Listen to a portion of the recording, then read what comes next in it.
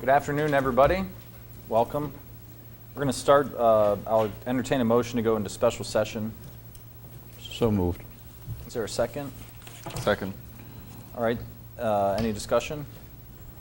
All those in favor of going into special session, please say aye.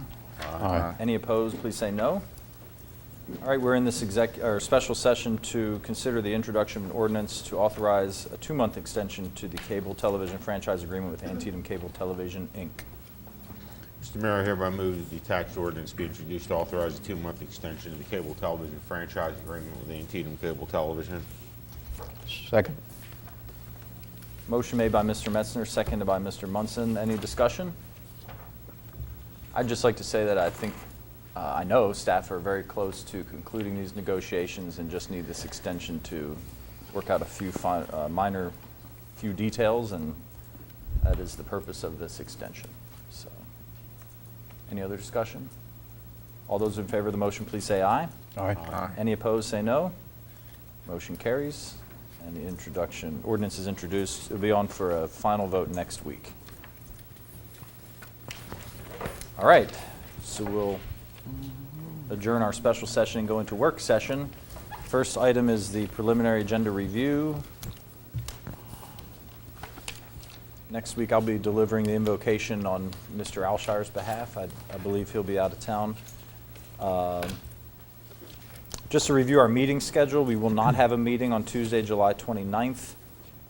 August 5th, we will also not have a meeting, so we'll have a 2-week break, but that is, August 5th is National Night Out, so everybody's encouraged to go to the Fairgrounds Park, is that right? For National Night Out. And then we'll meet August 12th and 19th for work sessions at 4 o'clock, August 26th, regular session at 7. I guess I should note also that this week, since we're talking about schedules of meetings, we approved Urban Partners' continuation of stakeholder outreach and continuing to work with us on executing this plan. So they have meetings scheduled on Wednesday and Thursday of this week. I just wanted to make sure everybody was aware. They'll be meeting with the EDC and county commissioners together on Wednesday. The state delegation Thursday at 8 o'clock in the morning. Starting at 8 o'clock in the morning throughout the day with the state delegation, downtown stakeholders, the Board of Ed, and then we'll be meeting with the Board of Ed in a joint meeting this Thursday, and then following with a work session on implementing the Urban Partners plan, and then we'll have a discussion of MML legislative priorities at 6:15, and then 7 o'clock this Thursday will be a public meeting at the library. So that covers dates and schedules. Also on the agenda for next week are 2 appointments to the Housing Authority and the Ethics Commission. Let's see, under the consent agenda, the DCED, we have the Augustoberfest permit application. Any questions on that one? And then the Parks and Engineering has Marsh Run wall repairs. Any questions on that one? I don't have any questions, but I would note that these are things folks pass every day, and until you see the pictures and look at a figure of $99,000, you realize exactly what kind of expense it is, and why there is the necessity to expend those funds to keep things sort of running. I can't imagine what the age of those walls are, but we certainly don't want them to remain in those deteriorated conditions. All right. Unfinished business, we'll have the approval of the ordinance for the extension, the franchise agreement. Under new business, item A is the rental facilities to provide necessary support to city neighborhoods. Any questions on that one? This is what we discussed last week. Approval of a resolution, the petition to amend the city charter. We'll be talking about more about that tonight. The softball user agreement. Going back to A real quick. Sure. We'll obviously get another vote on this for actual adoption, but just so folks are aware, I won't be here next week, but I do support the ordinance. So Thanks. I don't want there to be the confusion. And So any questions on the softball user agreement? We also have the MOU for special duties. I'm sorry, deputies. Get my eyes checked. The agreement for special deputies. Any questions on that? We have the reimbursement to the CDBG fund, and then the authorization of 3 new full-time positions to support city neighborhoods through the rental licensing program. Any questions on any of that? No, sir. Okay. Next item on our agenda is the ladder truck purchase schedule. Chief Dietrich and Finance Director will be coming up.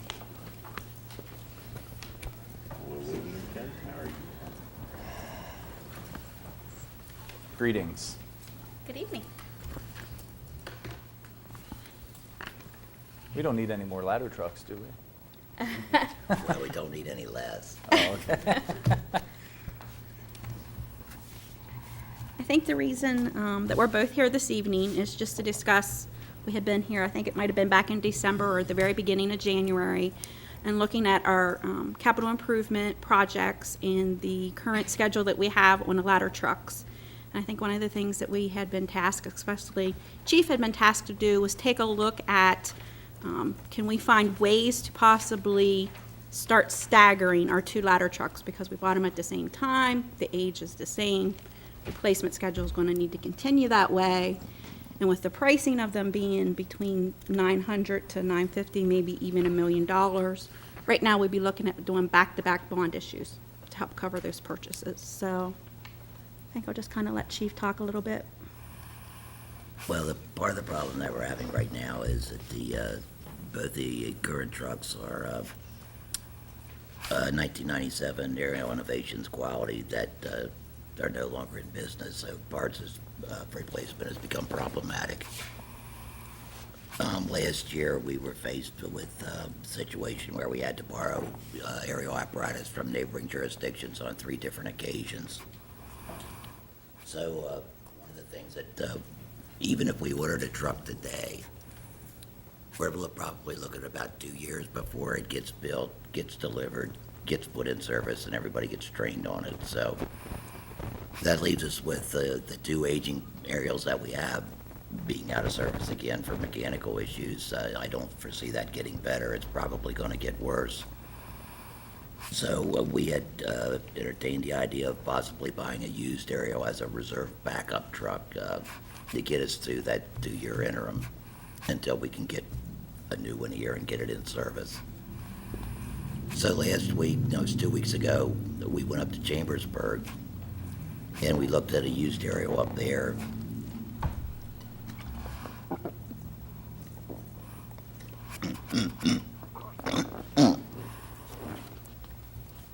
Excuse me. I think one of the difficulties currently is that even with the plan and the concept to look at the used ladder trucks, right now there isn't much of a market for used ladder trucks.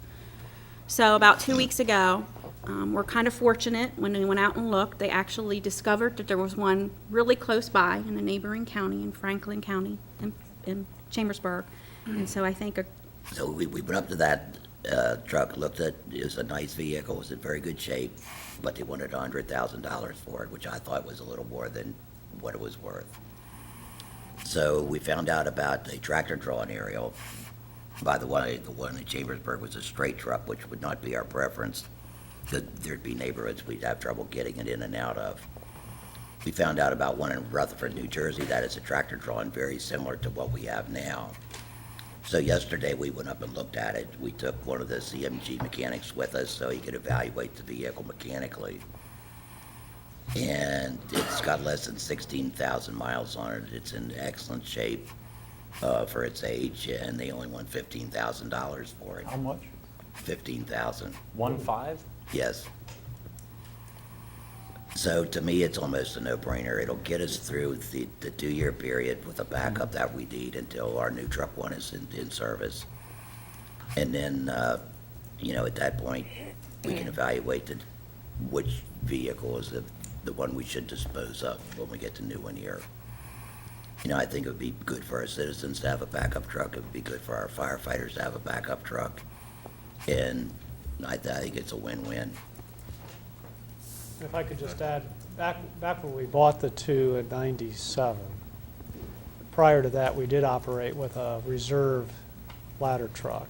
We did. We had 3 at that time. But because of the plan to buy two basically at the same time, we eliminated the reserve truck. So I think operationally, and talking with the chief, it strengthens operations to have a backup truck. It also strengthens operations if we can start to separate the purchase of the 2 ladder trucks so that they don't come at the same time because of what we started to experience over the past year, and concern about in the future when you have 2 ladder trucks, critical components of your operation, the same age. So perhaps by getting a reserve ladder truck in place, we can push back the purchase of the second ladder truck. We'll have to see, but that would be one of the chief's recommendations as well, if possible, push back the second ladder truck purchase so that they're not back-to-back fiscal years. Yeah, that would make it much more doable. Would the plan be to then keep a reserve Yes. It from would then be. on? My recommendation would be to keep the best of the 3 for the reserve piece. Makes sense. I'm fine with it. Yeah, I'm fine. okay. Don? So, as I understood what you're saying, you went to Chambersburg and found a truck they wanted $100,000 for. Then you went to another place and found perhaps a better truck for $15,000, which fits our circumstances even more, and is, as far as your best estimate is concerned, will last at least 2 years. Is that, At least, if not longer. if not longer, hopefully Yeah, longer? some of the difference in the price is the one in Chambersburg is a straight truck. Most of the used aerial apparatus gets sold to volunteer departments. Right. They typically do not want a tractor drawn because it requires 2 people to drive it. They want a straight truck. There's very, very little market for used tractor drawn aerial apparatus. And that's why there's such a... That's the one with the driver in the back, right? Yes. Yeah.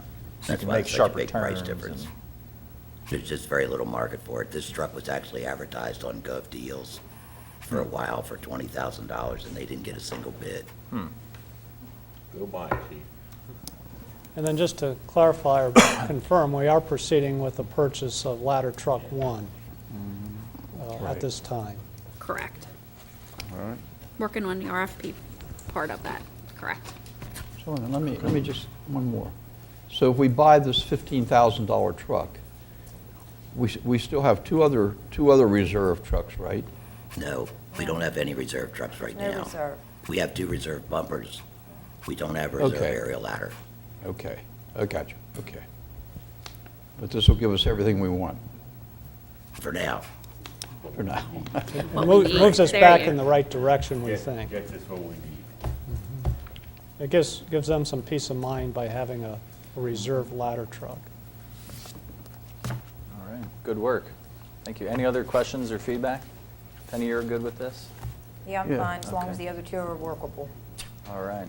As long as the other 2 don't fall down, come apart, Well, our folks And at then- CMG have done a real good trying to keep them on the road. yeah. Great. All right, thank you so much. Thank you. Thank you.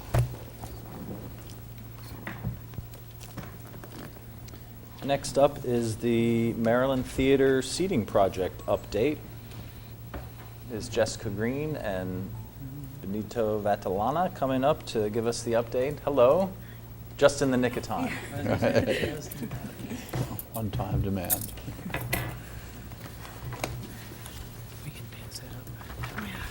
I understand you guys met with the county commissioners earlier today, is that right? We did. How did that go? Good. Went well. I saw that they had a recommended motion for $200,000. Did that Yes. get approved? Based on a few other steps, they're looking at a couple of steps. Our meeting today, the meeting Thursday with the urban planners, how it all ties in. And then the Maryland Theater, what I was going to give in a little update is we've been completing and should be completed by August, an internal program study of what do we really need if we do an expansion. And we actually talked to all our arts and entertainment partners and had very specific meetings, and that's going to come to a conclusion. So based on all that, they'd like to have us come back and give us a conclusive report of what we've found and bring them up to date. And then it was a conditional yes based on those results. Great. Well, first of all, we, Jessica and I both appreciate always coming before the city and talking about the Maryland Theater. What I would like to do is just give a real short update, bring up to date of what has happened based on our final steps of the first phase of building expansion that started several years back. The first step obviously was the ceiling restoration. I just want to let you know the project we initially estimated to be $250,000, but we felt it would rise, and it has. It went up to $420,000. Once the Hales and Howell get up there and actually look into the ceiling, it really became evident there's a lot more they could do to make sure in the future we don't have to deal with this. The great news about it is the Hamilton Foundation has agreed to fully fund $420,000. Wow. And we talked to them this weekend and just really very grateful. But they said they were committed to seeing the project full to its price, and that's what they've done. So Jessica can maybe give a real quick update on exactly what's happening in the project itself. Could you pull your microphone a little closer, please? Is mine okay too? Or? For the plaster, Phase 1 was completed this past winter, ending in February. Phase 2 has just begun. They're doing a bit of work in the loge seats and the stairwells behind those seats. And then the final portion of Phase 2 will be begun mid-August and completed mid-September. And that should end the complete plaster restoration. Very good. So we're excited that that actually is happening. Is that better? Maybe back. Okay, how's that? Is that better? Okay. So the other thing I want to point out is, as part of that internal study, we're looking at the back part of the theater as well. There's a lot of things, by talking to our organizations that utilize the theater, artists that come in, there's a lot of things that need to be upgraded, improved, enhanced to support not only our current artists and arts organizations, but any other artists coming into the theater. So as part of that study, all those areas are being looked at based on our conversations and meetings that we've had. The second part is the HVAC restoration. Just to give you an update, first of all, the city obviously was a major part of moving that forward with the county, with your donation, with a gift of $260,000. But the bid initially was $511,000. Once we've gotten up and we've actually gotten contractors in there, a lot of the mechanical, the structural steel, the bid's gone up higher than that. And so right now, not able to speak specifically about the price because we're right now in the middle of negotiations and we're trying to work with the contract to give it, but trying to find ways we can reduce some of the expenses to it. But also looking within private donors. Don Bowman this morning agreed to help us cover part of that expansion on the cost, but also the state funding that was given for capital improvement, we'd like to not use it, but our concern is this is a priority, and whatever we can raise first, we're going to do that, and then if we have to use that, we're trying not to. That might have to augment some of that funding to cover the full cost. We've got a whole board of individuals. I'm sorry, just to clarify, the state funding that was given for theater restorations, we had originally mentioned that we'd like it to go to seating. However, with the HVAC replacement project, price continues to increase, and we may have to use the state bond bill money towards the HVAC rather than the seating. I just want to make sure that was What was clear. that total For from the state? 125. Okay. So we're doing everything right now to work within the contract to see where we can cut expenses, but also actually speak to specific donors and look at other ways we can raise money to cover the final price. The next step is the floor and the seating project. Right, and that's why we're here today, just to give an update. The seats have gone on sale. We're starting to get community members come forward and make their sponsorships. We've started a major advertising campaign with High Rock. Some of the advertisements started last week. We've gathered over $30,000 in donated ad space from local media outlets. We hope to get that up to about $50,000. in the next 2 weeks. And I really feel like the word is getting out, and it's our hope that the community really supports us in this fundraising effort. As you know, the original bids were $650,000 for the seating project. We've since solicited estimates from 2 other companies. They're making on-site visits this summer, and our hope is that that price should decrease slightly as we look at the many different options there are for seating. So we are here today after we presented to the county earlier this afternoon to request a level of commitment from the city to support the Maryland Theater seating project. We feel that it's a major project for downtown revitalization, the arts and entertainment. The theater is just so widely used for a variety of different events every year, indoor, outdoor, educational events, educational classes, and major entertainers, of course. So with that being said, this is really the last step of the overall plan to restore our existing theater before we move forward and work on that vision of expanding the front of the theater. And it's our belief that the seating is, of course, a major component to theater patrons' enjoyment and their experience at the theater, but it also plays a role in the facility as major entertainers look at our facility as a potential venue to rent and to present themselves in. So,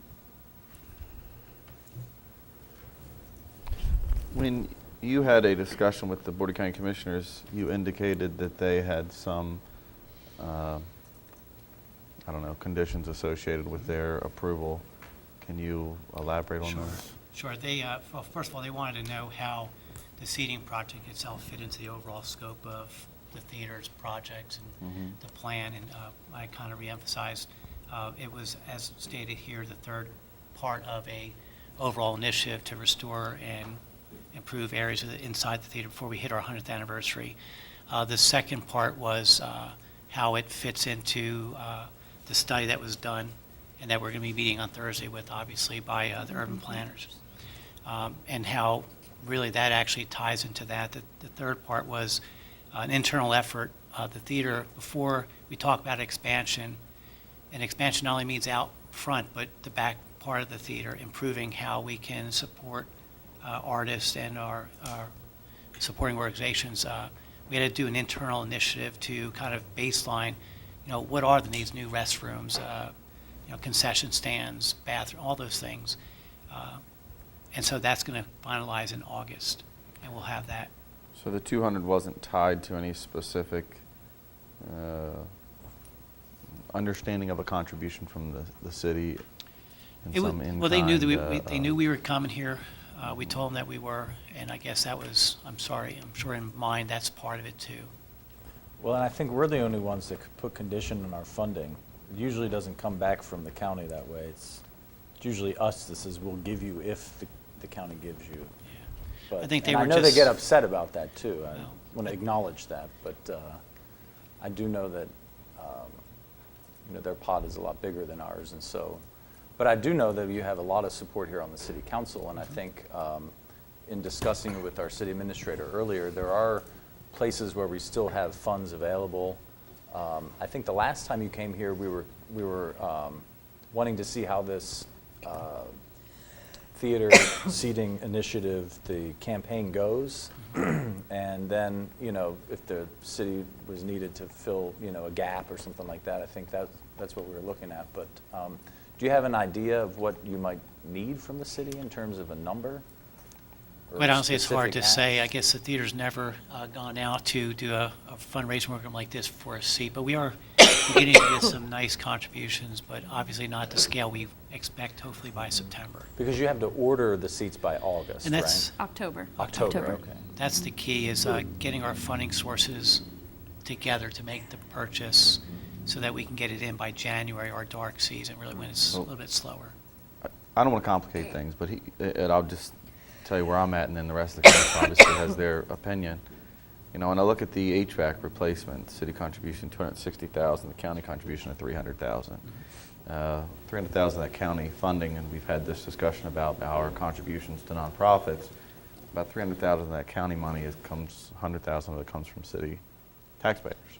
So if you look at a project like that, the city obviously gives more than 50% from its taxpayers to that project.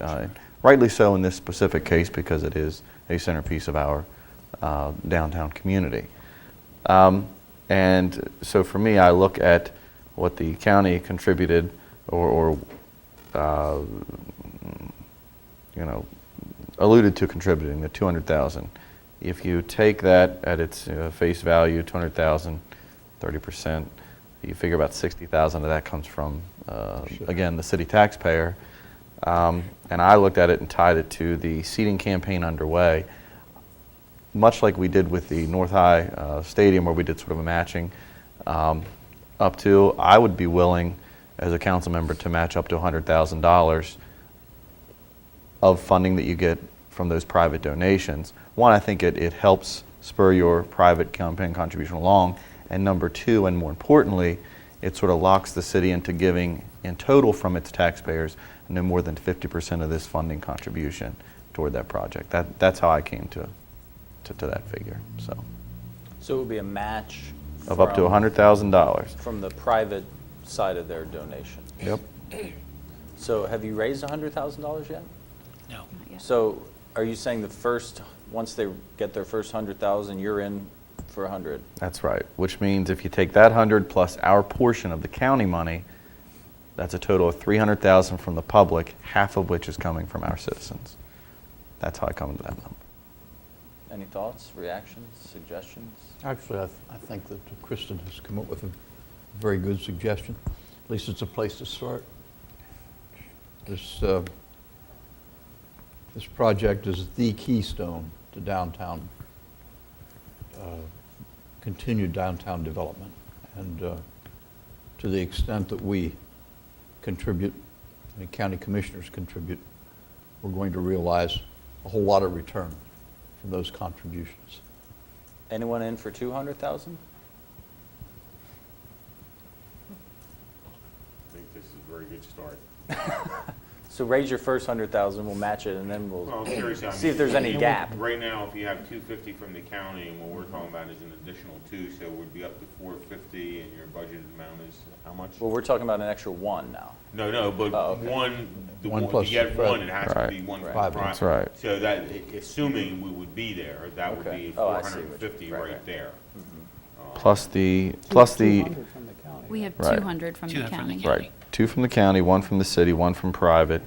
Puts you at 400. State funding has some portion of the amount that you do not plan to use for the other project that you're trying to bring back, the HVAC project. So it's somewhere in the neighborhood of another 100, so you're at about 500,000. So right now, Right there. it sounds like we have the willingness to pledge $100,000 towards the seeding campaign as a match to the private contribution. I don't hear anyone ruling out any future No, willingness. addition to that. A willingness to look at it If there's a again. gap at the end of the seeding campaign, we can always revisit the city Always contribution. revisit. Okay. Did I capture the essence of the council's Yeah. desire here? Okay. And do we want to do a motion on that next week, just so we have some official action, or how do you If you want? need one. I won't be here, but I'll support it. Yeah, if you need Okay. one. Okay, we'll do that. Well, we appreciate that, and just, we're doing everything we can. We have known that we've been before you, and you've been very generous and very supportive, but we're doing everything we can to reach out to members of the community to make this, actually doing specific ask. And there's a lot of people that were beginning to hear about it. Well, I think So, you're doing a great job. I thank think you. you're. You are. I think you're doing a great job. You know, Bill Cosby was just fantastic. I do know when you talk about back of the house improvements, I do know, even just with talking with other users of the theater, that is a major Right. issue. And Bill Cosby would have liked to have a restroom on the same floor as his dressing room. But For the amount of money he got for the show. yeah, he could have installed it himself, right? But no, I think, it's things like these improvements that will help attract, more big acts and, make the theater more financially viable in the future, so. Well, And just as an update, we've just confirmed our second major entertainer for 2014, Bill Engvall, is going to perform in November. So that would be the third, because Ron White is also Ron coming. Yes, that's Yeah. true, yes. So we feel, as You're patrons. going to get all of the blue-collar comedy people in There you one go. year, Yeah. right? Is that the That goal? would include straight no chasers. That's true, yes, Yeah. yes, you're right, Well, you're and right. it does really tie into what we do know from talking to patrons, the comfort level of the theater is important. People want to buy a show, they want to sit for a couple hours, they want it to be an enjoyable experience, so they buy another ticket. And that's really what we're looking for with the seating project, is to have a great experience when they come downtown and stay downtown. So, thank you. Thank you. Thank you. Can I just Please, say, Mr. I want to thank the two of you for providing the leadership to make this happen. When I went to Annapolis in 1975, the issue was the Maryland Theater. And all these years have gone by, and you all have brought some real energy to this and a determination to get it done. And it's going to benefit our community incredibly over the next 50 years. And so thank you very much for that. Thank you. And I was glad to hear that Don Bowman's coming aboard. He's always been a strong contributor to downtown. And the fact that he's coming aboard will Yeah. obviously drive some money our way. Yeah, and So thank you. to be fair to Don, too, Don actually does a lot quietly. In fact, I said, are you sure you want it? I said, I'd like to let people know that you really are supporting the theater, because he's done it more than once, actually. So, thank you. Absolutely. And do you want to just, because you're here and on air and on YouTube, you want to just talk There you go. about how people can find out more about how to Good idea. buy a seat? Oh, and you have commercials on our channel, is that right?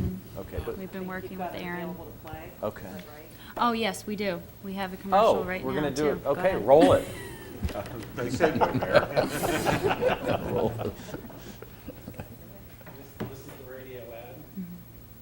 Supporters of the arts will soon enjoy a more comfortable theater experience. Hi, I'm Jessica Green from the Maryland Theater, here to share how you can enjoy higher backs, softer cushions, and more legroom. Simply visit our website, mdtheater.org, and select a seat to sponsor. You'll receive a recognition nameplate and a free ticket to a Maryland Theater performance in 2015. Learn more about our seating campaign by visiting mdtheater.org. The Maryland Theater, celebrating 100 years in 2015, a stage for every age.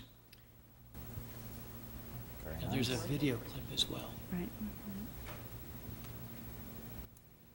Hey, Oscar, remember when we saw Bob Hope in My Fair Lady? Ah, those were the days. I don't know about you, but I'm tired.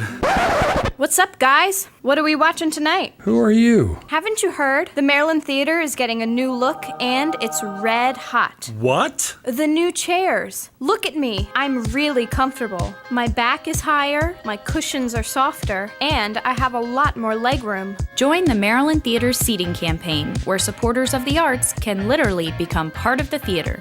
Here's how it works. Go online to select which seat you want to sponsor. To show our appreciation for your support, you'll receive a recognition nameplate and a golden ticket to a Maryland Theater performance in 2015.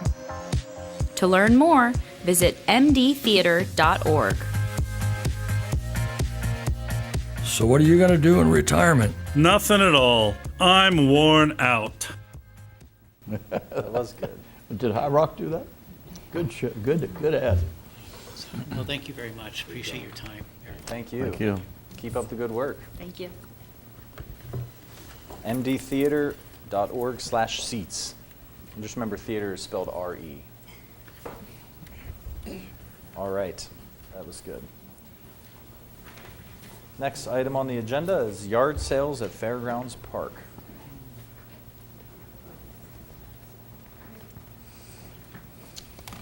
Afternoon. We understood that there was some desire to have a discussion about the amount of yard sales we have at the park and possibly increasing those. There's been varying amounts of those over the years. Last couple of years, I think there were 2.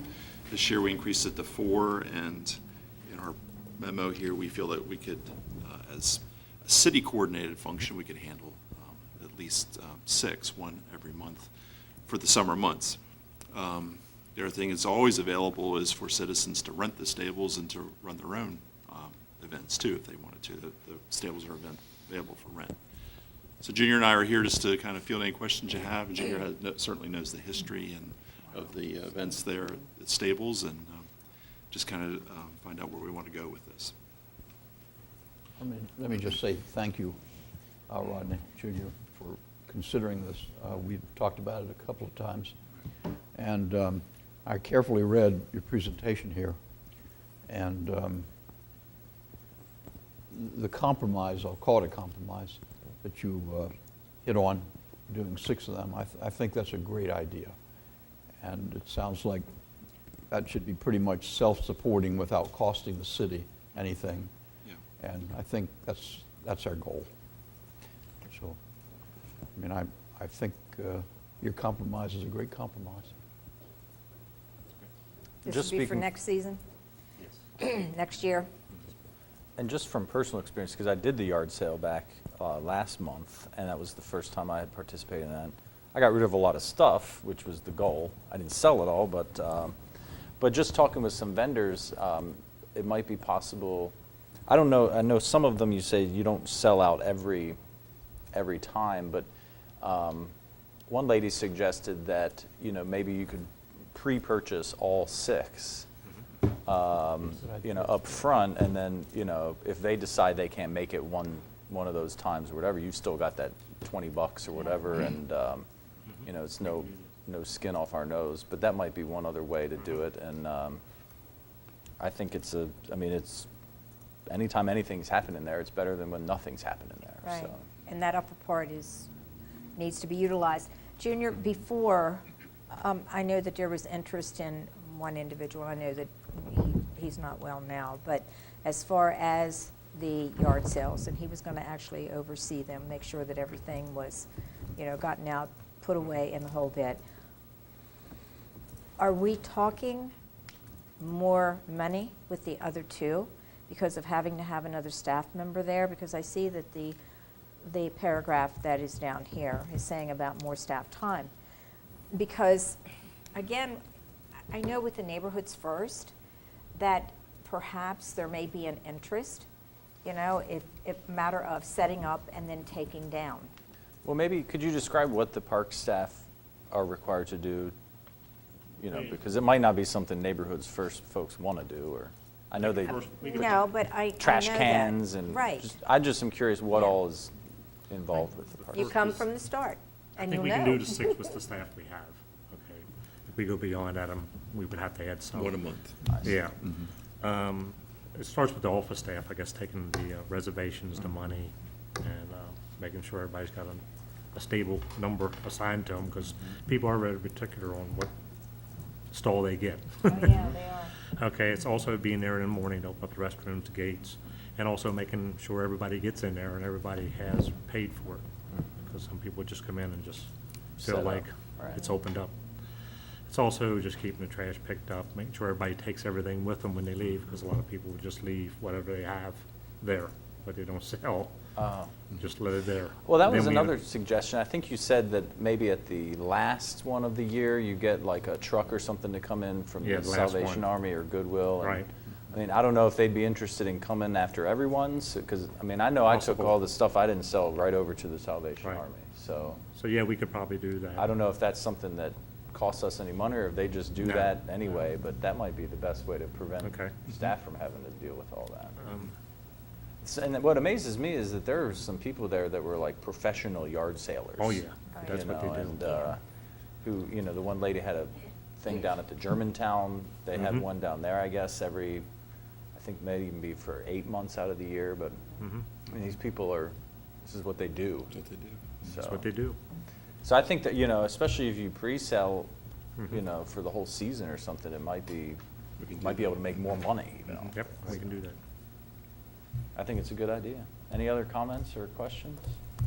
So you're saying stick with the current 4 event schedule for this year, go to 6 next year, Next Or year. we could add one in September this year too, Yeah, and make it 5? make it 5. 5 for this year. And then what kind of advertising do you do for this? Our normal press release, website, social media, those kind of things. And not- Maybe some banners. Like, From is that to banners. get the vendors, or is that just to get the word out about that It's it's mostly just to get the happening? word out to the buyers, Yeah. the Okay. public. The vendors is not a problem usually. It's- Oh, okay. Yeah. And we have emails and contact information from past. Oh, from previous renters, so vendors, we can right. contact them that way. Gotcha. And I noticed in here, you're going to try to get some online or automated system that people could Yes, we're working on sign that up right and now. pay That's not online, and that, just for this facility, but it's for all 26 facilities that we Right. rent, when you count up all the pavilions. yeah, that makes a lot of sense to automate that process. I think Yeah, it was they can- Sharon Rupenthal, is that?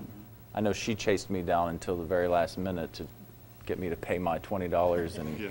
sign my affidavit and all that. So it could be pretty staff intensive if you have to, The more we can get people to sign up online, the less work there is for the That's staff, right. the more of these events we can Yeah. have. Do you feel comfortable with going to 5? Sure. Yes.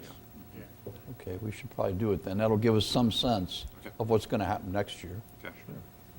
So we'll have August, September, October, one each month. You guys do great work. Thank you. excellent work. And speaking of that, if we could, we all know this about Junior, but great job at the fireworks, right, in terms of preparing Fairgrounds Park and all of that.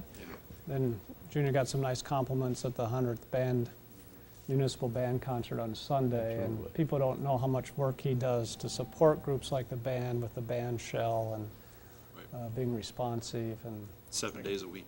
yeah, Thank you. he does a lot. It was a great concert. It was, It was great. It was. real I pleasure. enjoyed it. I think it worked out well being North High. It's a good call. Yeah. That was a good call. Thank you guys so much. Thank you all. Thank you, Rodney.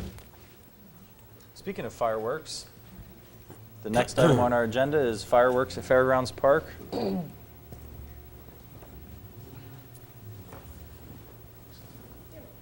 Hello, Ted. You want the microphone closer? You can use the handheld too. You good? You want him? Fine, fine.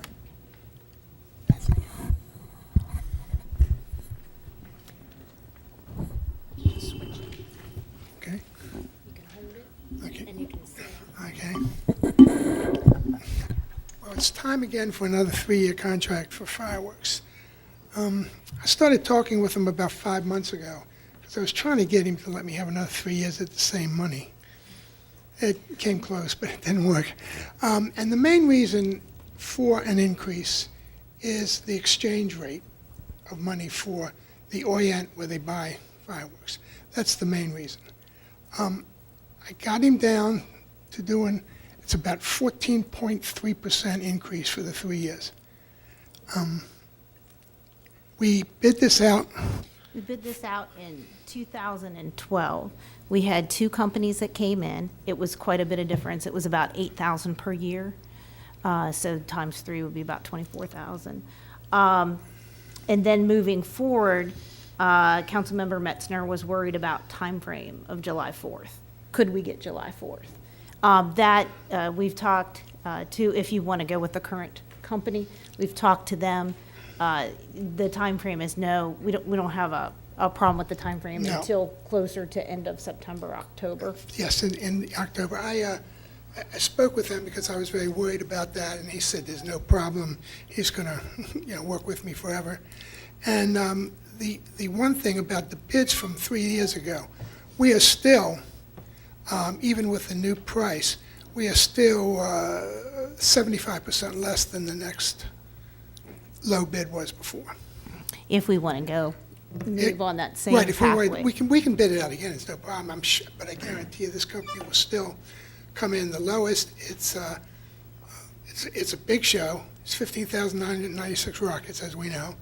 And we count each Right. year. And when we bid it out before, we bid it out apples to apples. I bid every single shell exactly like what we were getting. Now, people don't understand, but we get the exact same shells every year. It's how you set them off. We discuss how to set them off differently every year, so the shows don't look the same. The only difference is sometimes we'll get, on like say a 6-inch shell, we'll get a 3-break shell where it goes up and it breaks 3 different times. Others are 2. That changes year to year because we bid on a 6-inch shell no matter what it does.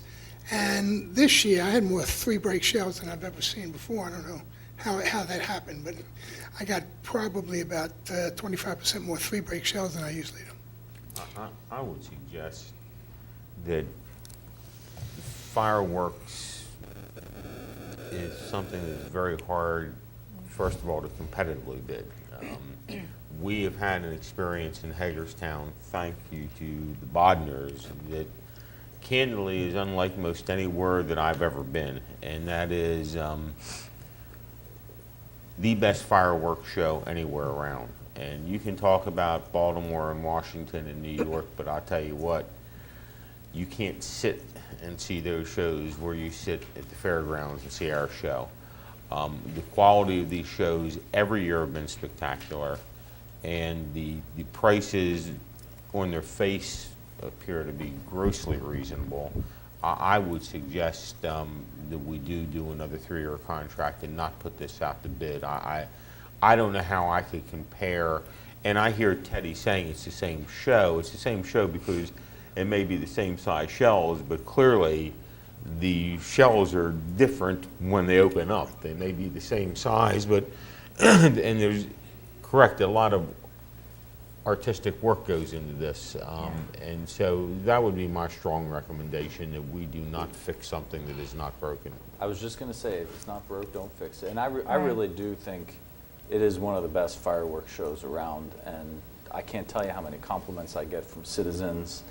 And in addition to the fireworks, you guys also put together the music program, which really helps with the gathering of folks along with the vendors and everything. So, and I think your wife told me you keep it July 4th because it saves on advertising. You don't have to get new signs every year. Yeah, We don't even have it's to always make a on July different 4th. We Yeah. don't always even have to make up another banner to Right. hang on the Right. overpass. So I would tend to agree with Councilmember Metzner. Any other thoughts or feedback? Me too. Yes? This is the right direction to go in. So just for clear direction, you want us to work up a contract with the current company, bring that back, and go forth in that manner. Is that correct? That's correct. Seems like that's job. the sense of the council. And Ted, thank you for your efforts. Yes, Oh, indeed. Ted Thank you is a both. gem. Ted And, yeah, and Vicky, and Yes. Vicky's brother, Vic. I Okay. have to say, he's also has been there, the last 3 years? He comes up to drive me around in the golf cart. And There he you probably go. has the hardest job of anyone there, so we want to thank Vic as well. Well, thank you very much. Thank you. Keep up the good work. Really. Thank you. Thank you. The next item on the agenda is the petition to amend the city charter, collective bargaining and binding arbitration. For this discussion, I would like to have our clerk explain to us the process that has been used to review the signatures that were submitted and also update us on the signatures that were added this week. Oh, sure. Here. Thank you. The signatures were submitted on May the 27th. From that point, we did a data entry sweep and had several staff members enter every line that had been signed or anything was put on. We ended up with 9,779 lines. That includes ones that had a blank on the petition sheet. Some people did put that blank in, others people did not.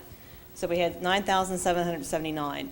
From that, our IT department, Scott Nice-Warner and Leon Albin, did a match on date of birth, on street name, and street address, 3 key parts of the information that is on the petition sheet. That yielded matches of 3,777, which left approximately 6,000 entries that did not match in that 3-part match. So from that point, staff then went back and has reviewed all but about 500 of those 6,000 entries to determine why they didn't match.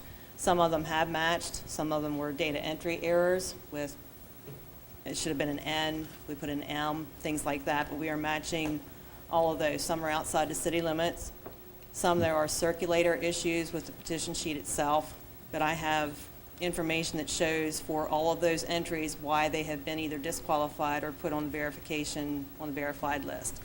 At this point, we have 4,840 verified signatures on the petitions, and there are about 500 more that we need to go back to the petition sheets and review them again.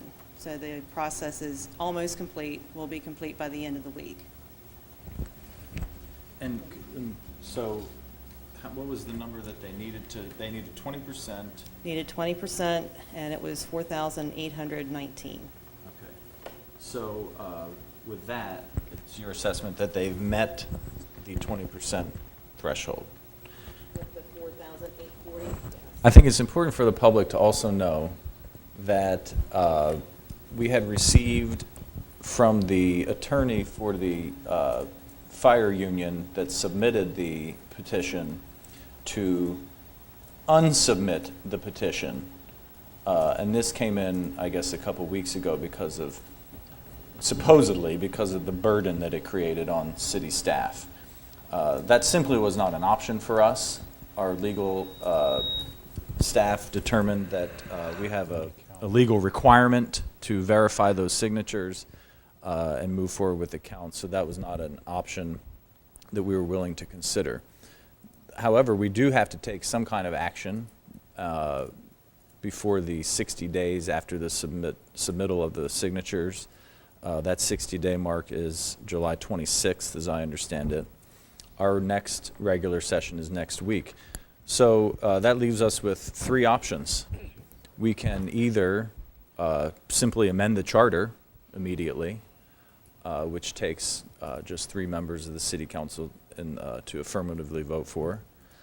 We can pass a resolution next week that will put this issue on the ballot for the next election. And the other option is to reject the petition on the basis that it interferes with the legislative function of the city council by effectively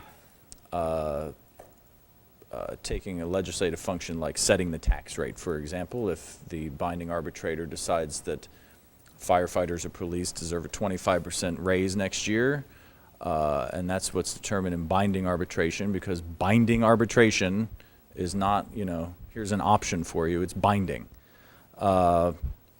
Anyway, my preference would be to reject the petition on those grounds, and then if there's any further action, then the submitters of the petition can take that action. But I believe, and I believe our attorney will confirm this, that it does violate the legislative prerogative of the city council, and I'd be interested to hear what other council members have to say.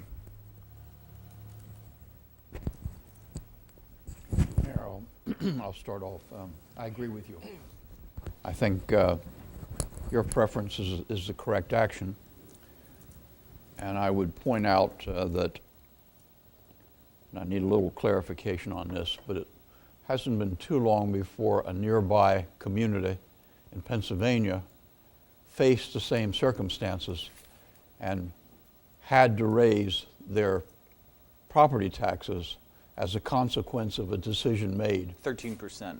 13% for binding arbitration. And they named the tax increase after the binding arbitrator.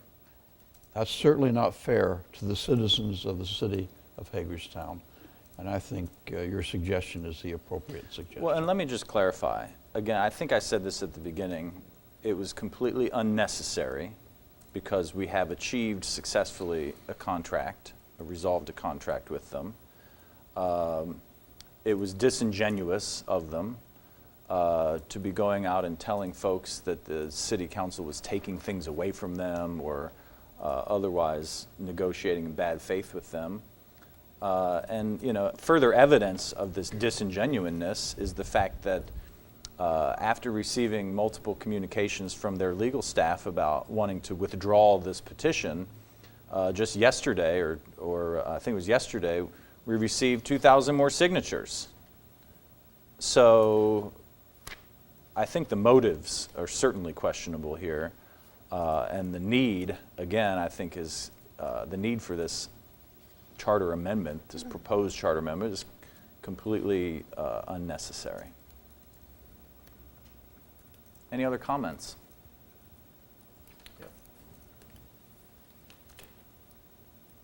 One item I think that that we didn't talk about was the two numbers.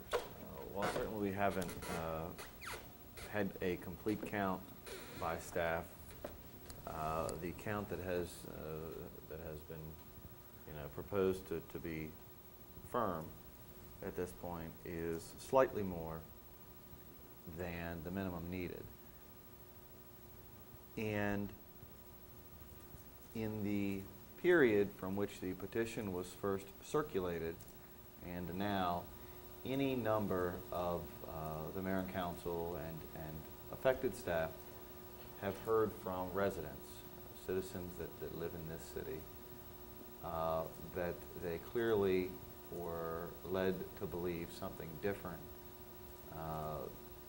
than what they signed.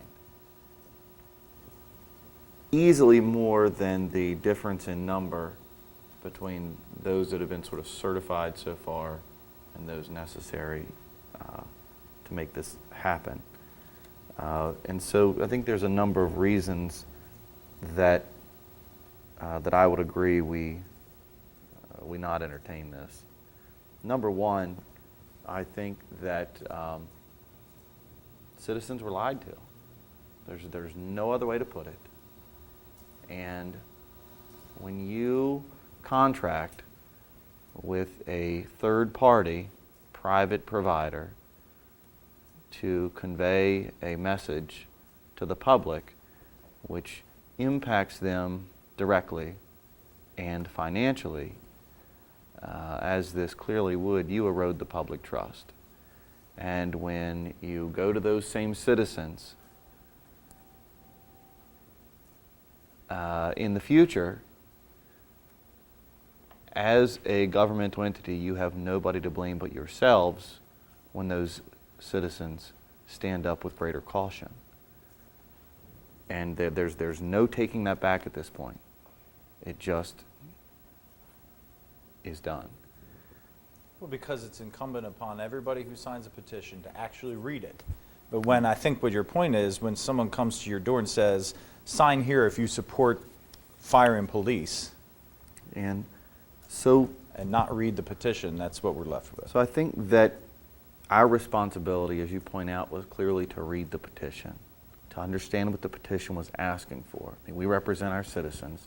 They elect us to take on those duties. And we decided early on, just as citizens later found out, that this was a bad petition. It was badly written. It was not clear. There are parts of it we continue to have questions about, and it was sold as something other than what it is. Number two is the petitioner themselves, I think, with some degree of sincerity, albeit late in the process, probably recognized that just a little bit. Otherwise, there would not have been an indication to voluntarily request to rescind it themselves.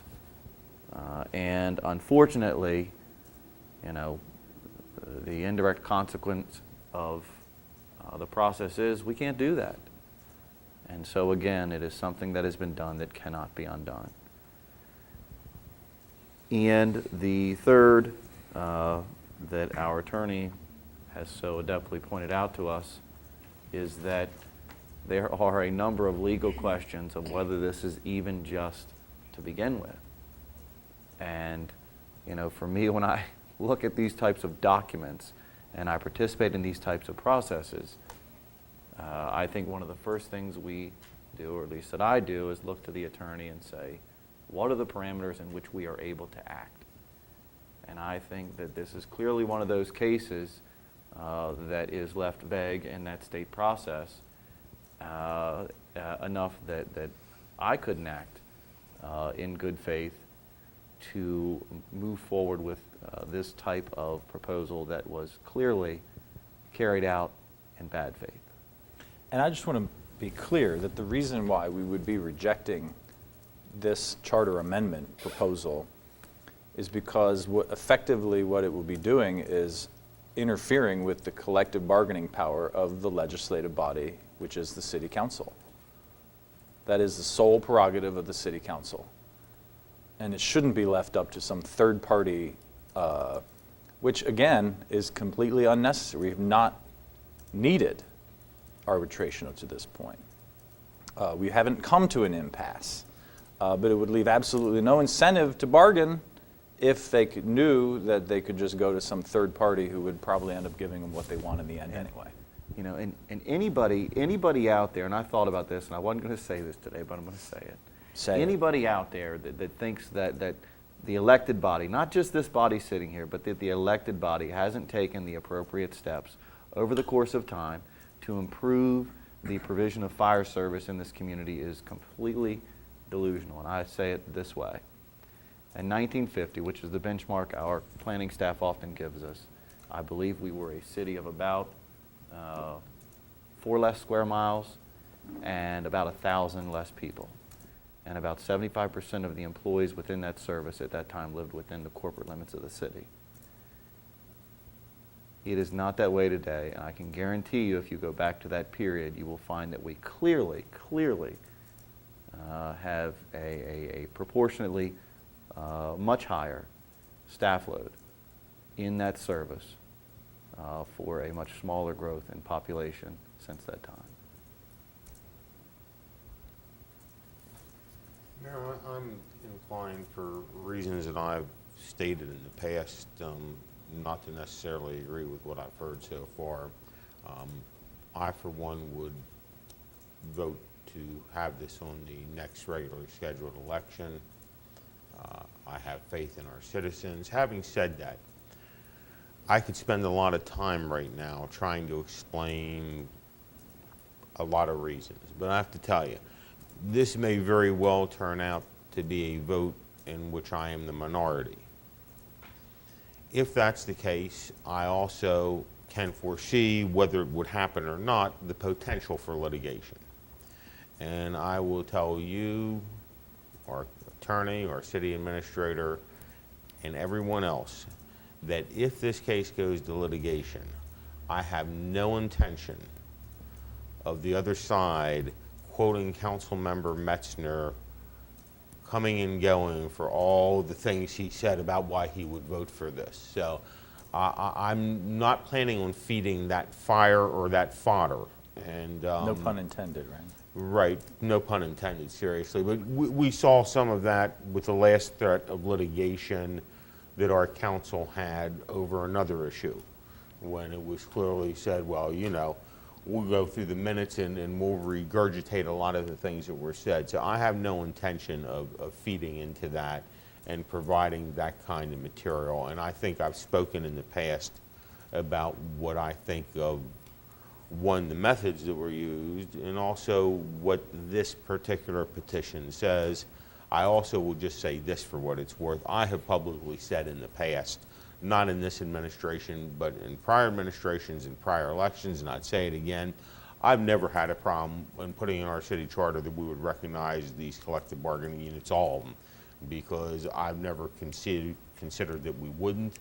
And as has been aptly stated, if somebody didn't want to do it, all it takes is 3 votes to reverse that in the charter. But having said that, that's my position. I don't want to surprise anybody when the vote comes. Thank you. Ms. Nye? I think I was very clear with my statement the last time. I've been through strikes. I've been through lockouts. I think it should come to referendum, and that's where I stand.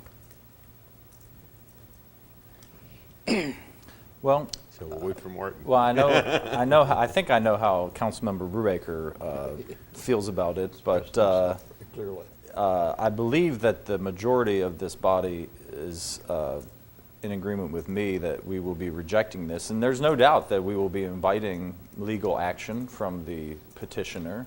So be it. Understood. Let a judge decide. because this And is... you didn't hear me indicate that I was fearful of that like I did in the last particular instance when I was talking Oh, about. I don't think there's any doubt that our inaction in this case will invite legal action, but I think it is a legal test that needs to be had, and I think it's not only to protect this community from the fallout of binding arbitration, but every other community in the state of Maryland, perhaps, that has finds himself in this situation. And let me just say this. I don't think anyone on this body, and the mayor, myself, or anyone on the council is anti-union. And that's what is so crazy about this whole initiative, is that, and I think I said this before, the famous diplomat who said, you know, the style has to meet the situation and the method should meet the moment. And this style and this method meets neither the situation or the moment. And I think they know that they have, you know, I think they continue to enjoy support from every member of the council in terms of wanting to enhance their wages and improve their working conditions. And I think the city staff negotiates in good faith on our behalf with all of the bargaining units. But like I said, you know, this is an interference with the legislative function of the city council. And I think I'm hopeful in the end, if it comes to it, that a judge would also agree with us. Mr. Attorney, do you have anything else you'd like to add? I just wanted to indicate that I believe you characterized our three options correctly. And I believe I understand the direction that the majority of the body wants to go. Now, because we are supposed to vote on something by next week, is that correct? One of the options is to take no action at all, correct? Yes, if option 3 is where the majority wants to go, you can certainly formalize that with a resolution, or you can merely not take the step that the code would require if this were an appropriate charter amendment. I don't think, if we took a vote, I don't think Mr. Alshire is going to be here next week, in which case I guess it may end up being a tie, which then I would have to break. It's a resolution, so you won't no, have I it. wouldn't, No. okay. So it would fail. So I think we should just go with no action then. Mr. Mayor, Yes, sir. and I would just ask council, my only concern with going with no action is by doing nothing, we have not necessarily affirmatively stated why we aren't following the law. Well, If the law says we have to do something in a certain period of time and we just ignore it, I mean, I would rather see an affirmative vote saying we are not going to do it for this particular reason and make that the issue instead of potential litigation of just mandamus saying they're just not going to do it and they don't even have a reason for it. Well, I certainly think we could... We could communicate it through a letter. Yes. Well, however... We do have an identification of the submitter and their attorney, and we can respond to them in another way. And I'm just assuming, you know, I'm not sure who the litigation is, but I'm assuming that any single person who signed that petition would have standing to file suit against the city. Well, I think that's correct, and I think any person who would be a qualified voter of the city could file suit on this issue regardless of the direction that this went. And that means in either direction? That's correct. Any other thoughts? So just to I would like clarify- to think that MML would have a great interest in what we're doing and give us some support. Well, and it may be something that we bring up in our legislative action requests when it comes this Thursday, our discussion on that. So are you asking the attorney to draft a letter then for the mayor to sign? Just so we get this correct in terms of how you want us to handle this process-wise. And I guess one of the other concerns I have, but I think Penny and I have made our positions clear, and that's the only thing I want to make sure of, is that if we don't do anything, that it's not represented that 5 of us decided not to do anything. And again, I don't think a motion is necessary for that, and I think we've made our position clear tonight. I appreciate that. So Mark, you'll draft the letter? I for the will. mayor? Any other feedback on this particular issue? All right. That brings us to city administrator's comments. None from me this evening. Council comments? Mr. Metzner, would you like to start? Thank you, Mayor. I'm really pleased with what we did tonight. I think one of the most successful things we've had in our community for a long time now, fortunately, is our fireworks. And I think, again, thank the Bodners and Karen for what they've done from the beginning. And I think it's a very positive thing for our community. It grows every year. People who come back the next year. I know I have out-of-town folks who come every year. And the other thing that was positive is the Hagerstown Municipal Band. For those who weren't lucky enough to be at North High Sunday night to see the band along with the U.S. Army Herald trumpets, it was quite a thing to see. We have coming up soon Bike Night. Again, Hagerstown's full of everything, and the other thing I'll say, there are people who constantly want to say, why would you live in Hagerstown? Well, I'll tell you, the last 3 weeks, I got some relatives who wish they weren't without power for 3 to 5 days. There are great advantages to living within this city, and we have a great utility system. We obviously have a different situation, given the amount of, it's an urban area, and we have the best linemen around and all those things. But it's times like this when it's really obvious that there are advantages to living in our city. And that's it. Hear, hear. Ms. Nye. Well, I think that we should thank Lou, and I don't know who did it first, if Bodner came to you with fireworks, or you went to Bodner. And how many years ago was that? Karen can tell I us, can't, she's not in the audience. I and believe it was 13 years. I can't remember, because I know that my son was at the first and he sang the national anthem at the first. And I know that, honestly, it was Lou and Ted that it clicked. And it continued on. And it's just an event that is very, very good. It is. I think it took Premier us event. about 3 years to finally get it in the budget. I tried for Yeah. years, and we'd get it in, Yeah. and then we'd get the budget time, Yeah. and they'd get sliced out. But And believe me, if anybody is going to try to keep the costs down, Ted Bodner is going to be there, Johnny on the spot. And I know it, hands down, okay? Because he would get it down to the penny. But anyway, When it does take a great it's amount of thanks. coordination with the shuttles to downtown, with Yeah. the police, the fire department, Yeah. I think it's a great team But effort. it has all worked. It has all worked. The only thing that I can say is to the chief, and he's back here, and that's not the fire chief, that would be to the police chief, Good is job. on Cleveland Avenue, is to shut that section of Cleveland Avenue off. I had people hollering about pedestrians almost getting hit. There was one lane. And last year, it was shut off totally, which did not make it then as much of a hazard. So I'm just throwing that out, all right? I had gotten those comments.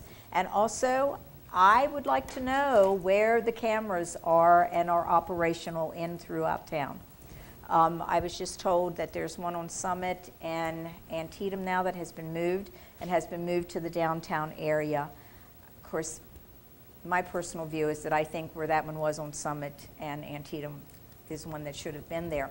I just need to know how many we have now that are operational and where they are located, all right? Because I need to know that all of these ends are being looked at. And I said to you when you were here before, when the concentration was on downtown, you better let the community on the outskirts here know exactly what's going on, because we're starting to see that now transition of moving out into these other areas. So I would like to have that, please, Mark. I think that was it. Okay. And I will save the rest of my spiel for next week, because I do have also a son who works for First Energy, and right now they are going through, in fact, the whole binding arbitration thing, and they have not even gotten to the arbitrator yet. They are with the mediator. And there's just a lot of things that I have to digest, and that's why I feel that the referendum is the best way to go, my personal view. Thank you. Thank you. Mr. Munson. Thank you, Mayor. I certainly agree with the expressions about how good the fireworks were and how good the 100th anniversary concert was. We as a community are very fortunate to have these things, and so much hard work goes into them. Last week I misused a word which I would like to apologize for. We were talking about the Massey property on Baltimore Street, and I read in the paper that I said that the whole block was a piece of trash. That is incorrect. I was speaking specifically of the Massey building and the 2 buildings associated with it. I didn't mean to demean anybody, and I just wanted to apologize if I created any heartburn with regard to that remark, with regard to that particular block. But we do need to get the Massey building and the other 2 buildings down. Right, Lou? Yes, thank you. Thank you. Sure. Mr. Alshire. We knew what you meant. And I certainly agree. I know that I've seen some correspondence recently. I know there was the hearing regarding the Schuster property and the concrete crushing activity. I'm just looking to know, or maybe a response from staff at some point, when that item or if that item is challengeable to the Board of Zoning Appeals at the local level. Because any decision of the zoning administrator, I believe, within 30 days of that decision is eligible to challenge for administrative error to the Board of Zoning Appeals to a hearing process. However, that letter was provided, I believe, confirming, what do I want to say, zoning compliance, 2 or 3 months ago, but then rescinded. So I'm trying to figure out, and I'm looking at you, Mark, and planning staff, right? But my curiosity is, if you have to go back to that origination date, that 30 days has expired for that opportunity to file for administrative error. But if there's a rescinding and then, a reapproval at a later date because there has been at least one state hearing process to that effect, you know what I mean? Does it start from the point at whence that rescinding is then relieved? I don't know the answer to Yeah. that. I'm not really familiar with the facts, but I'll Okay. be trying to run that Kristen, right. let me interrupt just a minute.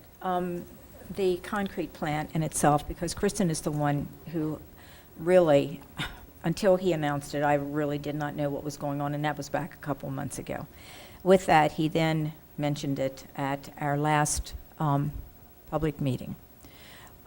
In that, there was a meeting the residents around that area were not aware of.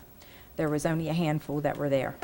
So knowing that something had to be done in order that hopefully there would be another hearing, myself and a friend of mine who lives on Nolan did go around, and we did take a form letter.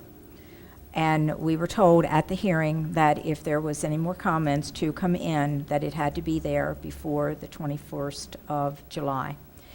As I speak, I'm sure now that she has gotten the envelope there with the letters and with everything that we have requesting another hearing, so that these residents can at least find out exactly what is actually going to be done. Kristen is the one who knows more of the workings of this, but I know that every household that we went to, and believe me, it was 90 degrees, and I had 4 hours worth, 2 hours one night, 2 hours the next night, and then an hour's worth on Friday morning. That just about did me in, but every household that we went to, they signed that paper. They have concerns, and I'm just hoping that MDE does look at it. But if it were not for him, I have to do the legwork, and I'm getting too old for this, but I carried it off. So Kristen knows the rest of what is supposed to happen, so. If you got a Segway, the legwork wouldn't be as hard. No, forget that, I'd fall off Penny of it. around riding on a Fall Segway. off of it. So the other two items I have is, one is just a sort of final comment on the petition. You know, it's real hard to find progress as sort of a single unit when you're fighting amongst yourselves. And I think that, you know, this speaks volumes to that very notion. The last is, you know, when I came into office, the stadium was sort of the big discussion. I mean, it just was, and since that time, you know, I harped pretty heavily on this theme of education being, you know, the key to downtown revitalization. And I know that Ms. Green already left the meeting, but this is the second of the two events I attended of the Wind Down Friday, which this year have clearly been more family-oriented, more focused on arts and education, and that sort of cultural surroundings. And it has shown in the number of families that have come down and you know, entertained themselves for the evening with that event. And I think it definitely speaks to that theme that, you know, the more we invoke educational opportunities around those cultural activities in our downtown, the more people just seem to gravitate. And it doesn't matter whether it's putting butterflies on the square or these types of events. It just seems like the families within our community and the surrounding area will thirst for downtown activity when it is associated with the arts and entertainment and educational cultural development. So, Hear, hear. The only other, I mean, I would echo all of the accolades for the band concert. Unfortunately, I missed it, but I understand that there's a recording, and I'm really excited to take some copies of that recording over to Wesel with me when I go here in just a couple weeks to Wesel, Germany, and visit our sister city. And by the way, if anyone has any gifts they'd like me to take to the people of Wesel, I'm putting together a trove here in the mayor's office of things to send over ahead of my visit.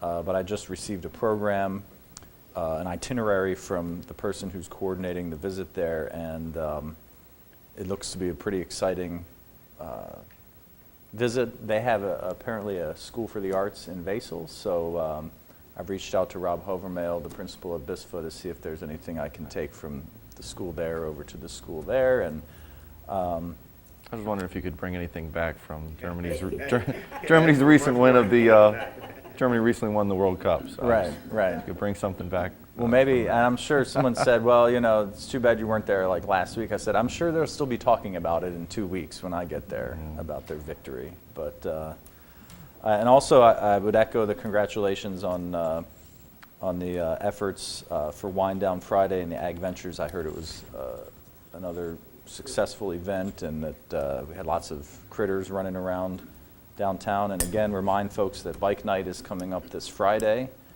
And please don't forget that this Thursday we will also be having a series of meetings with the urban partners, not the least of which will be the joint meeting between the mayor and city council with the Washington County Board of Education, which will happen at 4 o'clock. And then, of course, there'll be a public meeting at 7 o'clock, a presentation by urban partners at the community room at the library. And let me kind of echo something that Councilmember Metzner said. I mean, I love to travel. I love to get out of town and hit the road and visit different places, and it really does remind me when I do get to visit different places of all the great things that we do get to enjoy here in the city of Hagerstown, whether it's just the fact that the basics of our lives are taken care of, whether it's trash and recycling, the streets get swept, you know, the lights stay on, those kinds of things, but also the cultural events and the different things that make our town unique. You know, folks really do travel between Canada and Florida and stop in Hagerstown because they think Halfway Boulevard is named for them, for the snowbirds. So we do have, you know, we have a lot to offer here in the city of Hagerstown, and I think so often we don't reflect on all those positive things that we have here in our community. And I think it's a challenge for us to say that we can continue to do more. We cannot just settle for what we have now and say this is good enough. We should constantly be challenging ourselves to figure out how we can continue to improve. And I think, that I enjoy working with all of you on the city council to keep Hagerstown moving in the right direction. And it's great to be alive in Hagerstown. Oh, music Saturday and Sunday night at the park. That's right. I was checking out the Music by the Lake series. I got to get to one of those bluegrass concerts because I like the bluegrass music. Anyone else? Any more comments? Just if I could add Oh, I'm sorry. one clarification. Power outages were mentioned a couple times. I sent an email last week. Once we get our power restored, we do send our crews and trucks out to assist in the county and the area around the city. Our crews, as you know, have really done a fabulous job, and we're kind of sharing the resources with others.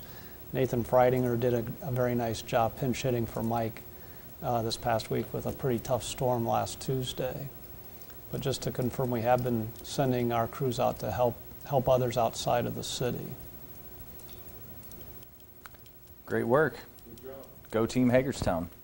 We are adjourned.